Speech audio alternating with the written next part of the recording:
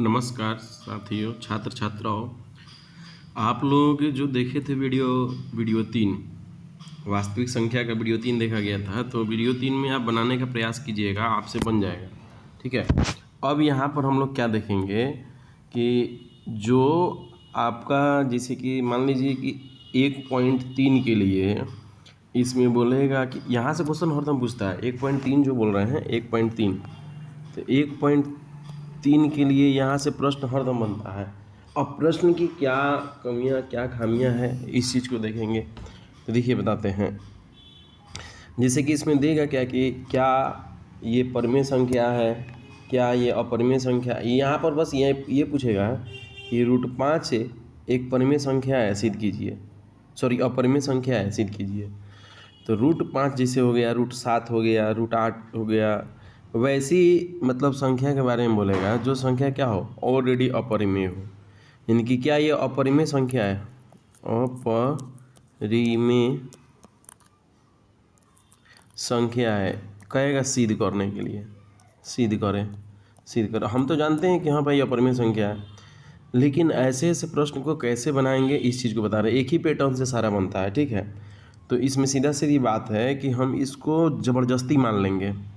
यानी कि ये जो बोल रहा है क्वेश्चन कि क्या ये √5 एक अपरिमेय संख्या है, तो हाँ ये अपरिमेय संख्या है, लेकिन इसे ज़बरदस्ती मानेंगे कि नहीं ये क्या है, ये परिमेय संख्या है।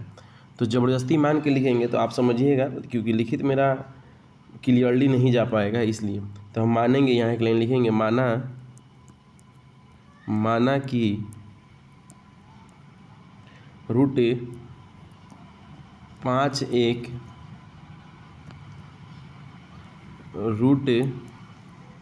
एक परिमेय संख्या है, परिमेय संख्या है। बस अपोजिट मान लिए हम। अब परिमेय संख्या किसे कहते हैं उसको लिखेंगे। √5 जो है वो क्या माने हैं, परिमेय संख्या। परिमेय संख्या उसे कहते हैं जो P/Q के तो रूप में हो ही हो, लेकिन Q कभी भी 0 नहीं हो, हम स्टार्टिंग में बताए थे। और इसमें एक और बात होता है कि P और Q जो हो सहअभाज्य संख्या। सहअभाज्य संख्या किसे कहते हैं, जिसका HCF 1 निकले, ठीक है। तो इसमें अब कह रहा है क्या कि जब ऐसा है तो काम करते हैं भाई, हम इसको फेंक देते हैं इधर। जो Q है, ये आपका जो Q है, ये Q, इस Q को हम इधर फेंकेंगे। जब इस Q को इधर फेंकेंगे तो गुना में क्या आ जाएगा, Q आ जाएगा। तो हम डायरेक्ट क्या लिख दें ऑनलाइन में कि P बराबर Q√5, क्या लिख सकते हैं कि नहीं लिख सकते हैं। जब ये चीज़ लिख देंगे तो यहाँ पर एक लाइन क्या बोलेंगे सुनिएगा, कलर चेंज करते हैं आपको समझाने के लिए, कि दोनों तरफ हम वर्क कर देंगे। लिखिएगा क्यों कर, ऐसे ही प्रोसेस है। √7 बोले, √12 बोले, कुछ भी बोले जो अपरिमेय संख्या हो, बोले कि अपरिमेय संख्या सिद्ध कीजिए, तो बेस बिल्कुल डिट्टो इसी प्रोसेस से आपका बनेगा, ठीक है। तो सुनिए, लिखेंगे दोनों तरफ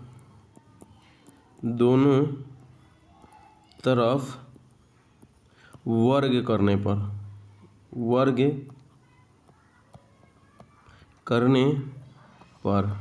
ठीक है। अब दोनों तरफ वर्ग करेंगे तो क्या हो जाएगा, P के ऊपर स्क्वायर बराबर ये Q√5 के होल, ये हो गया। अब इसको तोड़ेंगे तो क्या हो जाएगा, यहाँ से ये आ जाएगा क्या, P का स्क्वायर, ठीक है। उसके बाद में आपका हो जाएगा क्या कि जो Q है वो Q का स्क्वायर बन जाएगा बराबर Q का स्क्वायर, और ये स्क्वायर इस रूट को काट देगा तो गुना का 5। कोई दिक्कत यहाँ तक नहीं होना चाहिए, ठीक है। जब ऐसा बन जाएगा तो एक लाइन हम लिखेंगे कि चूँकि जो है ना, चूँकि P स्क्वायर जो होगा वो कन्फर्म है कि 5 से विभाजित होगा, तो लिखेंगे P स्क्वायर 5 से क्या होगा, विभाजित होगा, विभाज्य है, ठीक है। बस हम जो बोल दिए वही अपना देख लीजिएगा। इसलिए P भी क्या होगा, P भी 5 से क्या होगा, विभाज्य होगा, ठीक है। बस इतना जब हम लिख दिए तो बस कुछ नहीं, इसको एक लाइन में हम लिख देंगे कि P जो है, जैसे हम जानते हैं P बराबर 5R। एक और लेंगे तो बोल देंगे, फिर वहाँ पर क्या करेंगे, वर्ग करेंगे, दोनों तरफ वर्ग करने पर, ठीक है। अब बिल्कुल जब डिटो वर्ग करेंगे तो ये क्या हो जाएगा, अब इसको हम ऊपर यहीं पर लिख के दिखाने का प्रयास कर रहे हैं।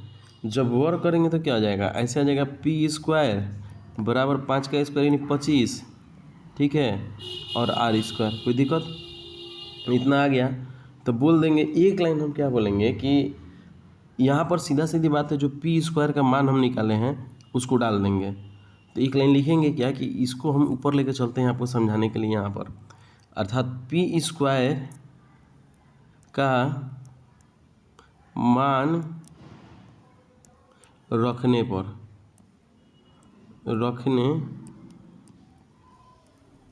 ठीक है। यहाँ पर फ्रेश नहीं उतर पा रहा है तो आप लिख सकते हैं, हम तो सब बोल ही रहे हैं। तो आप जब पी स्क्वायर का मान रखिएगा तो पी स्क्वायर का मान क्या था, पी स्क्वायर का मान था 5q स्क्वायर बराबर 25 आर स्क्वायर, ठीक है। जब यहाँ पर ये आ गया तो एक लाइन और लिख देंगे क्या कि जब 25 आ गया तो ये 5 तो गुना में है, इधर आएगा भागा में, तो लिख दे क्या कि q स्क्वायर बराबर यहाँ 5 से 25 कट गया यानी कि 5 आर स्क्वायर। और एक लाइन और लिखेंगे नीचे में, क्या सुनिएगा, आप गौर कीजिएगा, एक लाइन नीचे में लिखेंगे तो उसे लिखने से पहले हमको इरेज करना पड़ेगा बोर्ड को, तो बोर्ड इरेज करते हैं।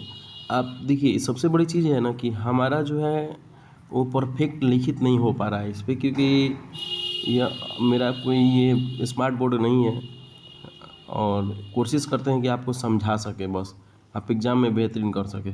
चलिए आइए अब देखते हैं हम लोग यहाँ पर। तो चूँकि ये कह रहा है कि कटने के बाद क्या आ गया हमारा q स्क्वायर बराबर 5, यहाँ पर क्या आया q स्क्वायर बराबर 5r स्क्वायर आ गया। जब इतना आ गया तो एक लाइन हम बोल सकते हैं क्या कि इसलिए चूँकि, एक मिनट रुकिएगा, बोल सकते हैं चूँकि q स्क्वायर 5 से विभाज्य होगा, इसलिए q भी किससे विभाज्य होगा, 5 से विभाज्य होगा। बस इतना लिखने के बाद हमारा ये क्या हो गया, सिद्ध हो गया। और जब सिद्ध कर लेंगे तो यहाँ एक दो लाइन मतलब दिखाना पड़ता है, ज़रूरी है।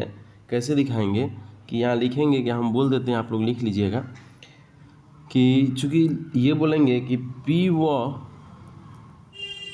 q दोनों 5 से विभाज्य है, अतः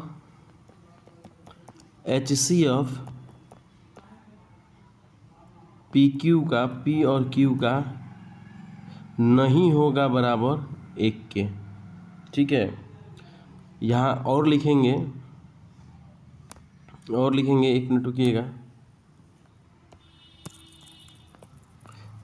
बोर्ड इरेज कर दें।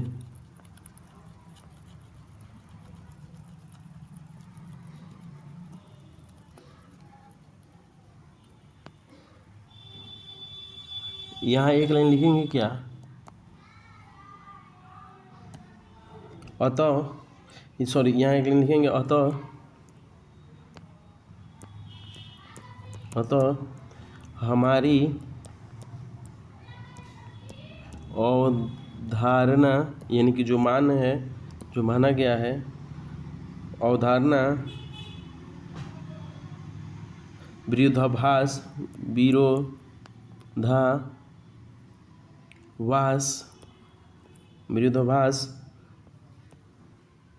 प्रकट होती है, अर्थात √5 एक अपरिमेय संख्या है,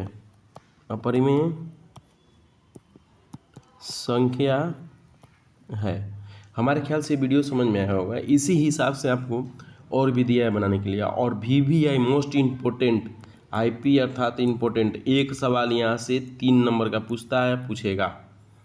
और यहाँ तक कि एक नंबरिया में आएगा कि इनमें से कौन अपरिमेय संख्या है, तो आपको बताना पड़ेगा। जो P/Q के रूप में नहीं होता उसे अपरिमेय संख्या कहते हैं। सीधा सीधी अंक होगा या रूट में जो कटने वाला होगा या कैलकुलेशन करके कटने के बाद आपको सीधा अंक आएगा, ऊपर में अंक बटा अंक आएगा, तो 110% वो परिमेय संख्या होगा। अगर नहीं आया तो अपरिमेय संख्या होगा। और इस वीडियो को देखिएगा, आपको समझ में आएगा, जो कि चैप्टर 1.3 के लिए यानी पूरा कंप्लीट आपको थ्योरी पढ़ा दिया गया। तो आप वीडियो देखिएगा। धन्यवाद। समझ में आए तो आप उसको लाइक करिएगा, कमेंट भी कीजिएगा। चलिए, धन्यवाद।